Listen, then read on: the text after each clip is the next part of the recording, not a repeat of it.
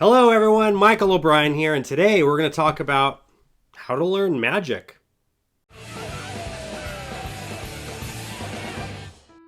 Hello my friends, and welcome back to another Advice for Magicians video where my job is to help make you the best possible entertainers that you can be.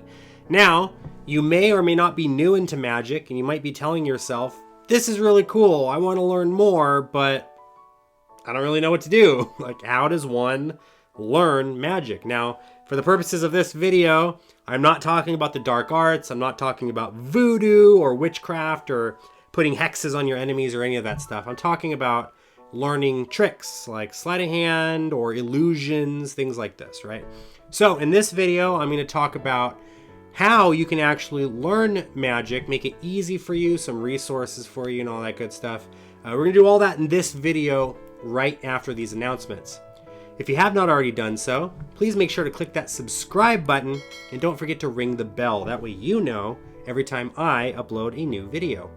If you'd like to support the channel for just $1 a month, just $1, you can click the join button and become a member. Now, members get access to a bunch of really cool stuff, including full tutorials, early access to all of these videos, emojis, badges, discounts in O'Brien Magic Shop, and I'll even shout you out right here on the channel. All of that stuff for just $1 a month.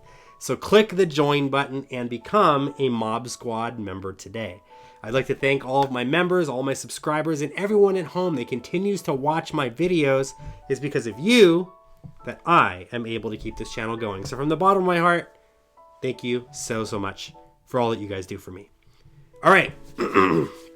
So let's talk about how to learn magic. So first of all, what is magic? Like I said, magic is creating illusions. It's learning sleight of hand, how to manipulate cards, right? So for example, here's a deck of cards. If I wanted to take a card just like this, right? This is the 10 of diamonds. I can take this 10 of diamonds, and using sleight of hand, I can actually change it into the king of spades. So that is magic. That's a magic trick. In this case, it's a card trick, a piece of magic with cards, a card effect, if you will, right? So what can we do to learn this? Usually there are three ways that people learn magic. One is to read a book. There are several books published on magic. For example, if you wanted to learn card magic, there's the Royal Road to Card Magic, there's the Card College series, Expert at the Card Table, Card Control, all of these different great books that teach card technique and routines and things like this. Another way that people learn magic is by watching videos, whether it be watching online videos like YouTube, online lectures by other magicians, maybe purchasing a DVD, or I guess if you're old like me, a VHS, right? And watching it on actual video. Now, some people learn better visually watching on video than they do reading a book. There's nothing wrong with that, okay? I personally think you should try to do both, to try to at least, give both styles a try. There are benefits that you get from reading books that you don't get from video, and vice versa. There are benefits you get from watching videos that, of course, you don't get from books. So try both. And the third way that usually people learn magic is by having a mentor, a teacher, a sensei, someone that teaches them magic, right? And the nice thing about having a mentor is you can actually interact with the person. You can't really interact with the book or the video. So if you have questions, the best thing you can do is go online and maybe try to find the answer, go on magic forums or something. If you have a magic teacher, a coach that's actually showing you magic, teaching you magic, you can interact with them, you can practice, they can give you feedback, right? So having a magic mentor is also another really good way to learn magic. Now, what different types of magic are there out there? There are thousands of different ways that I could break this up. For the purposes of this video, and not making it too excessively long, I'm going to talk about three different styles of magic, okay? You have self-working magic, easy to do magic. This is tricks where it's pretty much automatic. Like it could be a card trick, for example, There's a trick in Magic called a key card. It uses a key card principle. What that means is just by peeking at one card, I can tell you what another card is, right? So let's just say they choose this one here, the Jack of Spades. Just by peeking at the Ace of Spades and putting that right next to the Jack of Spades, now I can go through the cards, right? And I can pretend like I'm reading their mind. I can go like this. I could find their Jack of Spades and then I can reveal it to them, right? It's a self-working trick. It's automatic. I don't have to do any sleight of hand. I don't have to secretly move cards around or anything like that, right? So that's a self-working trick. Then you have manually operated effects. Sleight of hand based magic, right? Kind of like that trick that I did at the beginning where I snapped and I changed one card into another one, right? It's not self-working. I can't just push a button and the deck just does the move for me. I have to manipulate the cards and get them to do the things that I want them to do, right? And then the third category is using gimmicks and gaffs.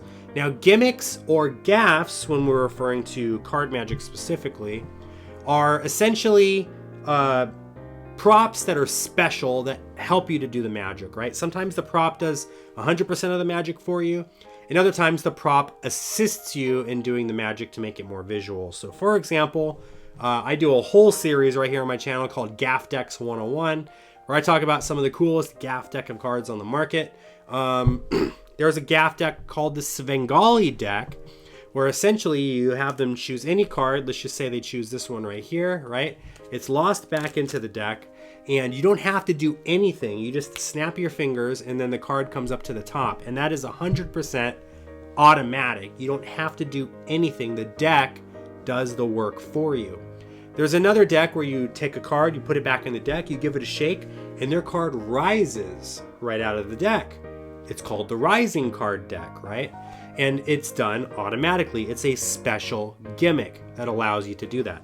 Sometimes entire decks are gimmicked. Sometimes the gimmick might just be one or two cards that you insert into the deck to help you to do some really cool magic, right? Sometimes the gimmick does the entire work for you, and then other times you have to manipulate the gimmick using sleight of hand, right? So typically, beginners are going to want to work with either self-working tricks, tricks that require very little sleight of hand, or gimmicks that do most of the work for you. And the reason for this is so that you can work on your performance chops. Now, what do I mean by performance chops? So our technical chops are how we manipulate the cards, our abilities to mix and shuffle the cards, to handle them right without dropping the cards all over the place. That's our technical chops. Our performance chops are being able to talk to someone without stuttering or breaking eye contact, or having to look down at what your hands are doing and forgetting what you're going to say and all that stuff, right? So if you can start off with very easy, simple tricks, you can focus less on the technical aspect of it and focus more on the performance aspect of it. This is why I usually recommend that beginners try learning basic automatic effects, self-working magic, magic that uses very little sleight of hand, or uses some kind of gimmick that does a lot of the heavy lifting for you. Again, so you can focus on your performance. Once you've gotten really comfortable with that and you have a couple of effects under your belt that you can perform very well, doesn't have to be anything difficult, like I said, they could be really easy tricks. Now it's time to start learning some sleight of hand. On this channel right here, in the beginners playlist section, I also have some basic sleight of hand tutorials that are designed to get you practicing and learning more and more magic, right? So for example, there's a trick that I just taught in here not too long ago, where you take a card, let's just say it's this one here, the Six of Spades, it gets placed into the deck, right? It's lost in the deck, it's not on the top of the deck, it's not on the bottom of the deck, and all I have to do is just give the cards a cut, just like this, and I can cut right to that card, right? And that used 2 sleights, albeit the sleights were pretty simple, not anything difficult to master, but that one little piece of magic there that lasted 15 seconds involved 2 different sleights being used. So you can very easily put basic sleight of hand into your magic, and you can kind of come up with your own story, your own presentations for it, and now you're learning more and more techniques, and you can start mixing and matching these techniques. The way that I like to explain it is it's kind of like learning a musical instrument, right? First, you have to learn the basics. You have to learn how to hold the guitar. Then you have to learn finger positions. You have to learn how to strum on the guitar, right? It's going to sound really bad at first too, and you're probably going to get calluses on your fingers and all of this stuff. But after a while, you know, you've learned all your chords and you can strum and you can keep a beat and you're holding the guitar really well and you look really good, right? Now is the time to start putting music together. You can start writing your own songs, or you can learn songs that other musicians have created. Magic is exactly the same way. You start learning these techniques, and all you need is a regular deck of cards, and you can come up with your own ideas, or you could start learning other magic that's been put out on the market by other magicians, right? So, last but not least, where can I go to learn this stuff, right? There are a plethora of different places available online. Not so much in person anymore, unless you're lucky enough to live in a town that has a magic shop. You're probably not going to be able to just get in your car and drive somewhere to pick up, some good magic to get started. You might be able to find a kit, maybe like at Walmart or something like that.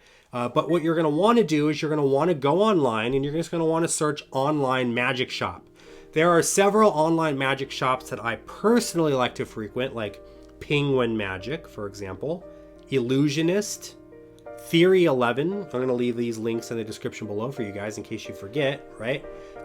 Magic companies all around the world, doesn't even have to be in the United States. On the other side of the pond, you got Prop Dog, you got Alakazam Magic, you got World Magic Shop UK.